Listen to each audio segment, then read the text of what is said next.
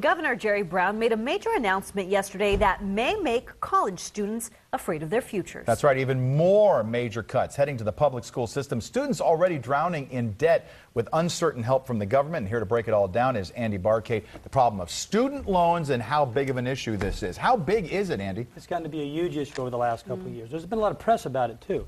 Just a few weeks ago, student loans reached an actual aggregate amount of more than credit card indebtedness in the country, over $1 trillion. Over $1 trillion. Now, there's a lot of reasons for this, and you just brought up part of it. A lot of budget cuts nationally and at the state level have caused college tuitions to go up. Over the last 5 years, they've gone up over 40% alone. And in California, just last year, 21% increase. So there's a lot more burden put on college students and their parents, by and large, to pay these bills.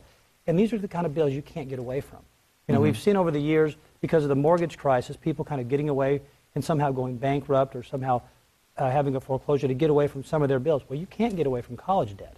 It's actually non-forgivable. You can't get rid of it in bankruptcy. It will follow you around forever. Wow. So what are students supposed to do? Do they stay in school a little bit longer so they don't have to pay it off yet? Or a lot of things you can do. I mean, I think as a parent, you have to actively try to search out solutions. First of all, you should save money. Okay. And I think a lot of people procrastinate there, just like they procrastinate saving for retirement.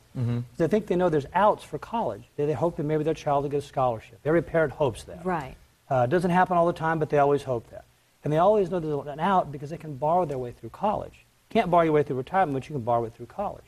But saving is always probably the first choice. But there's a lot of colleges aggressively trying to keep student loan debt down. And if you go to a website, it's finorg.com, F-I-N-O-R, excuse me, yeah, finorg.org is a financial aid site, and they'll have a list of colleges actively trying to keep loan balances down. For example, Princeton, big Ivy League school, very expensive. Yeah. The average student debt when they graduate is about $5,000.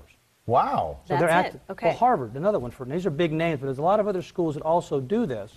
If your income is less than $65,000 and you're admitted to the school, you will pay zero tuition and room and board. Zero. Oh, wow. If it's under $150,000, they'll make sure you only pay 10% of that cost. And they're the most expensive school in the country.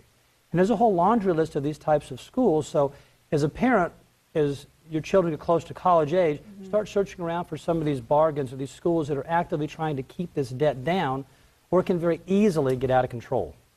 All right, so don't just pick a school because they have a great mascot, right? or pick a school because it's the best party school in the town, which kids have a habit of doing, don't they? Because you pay for a party sooner or later.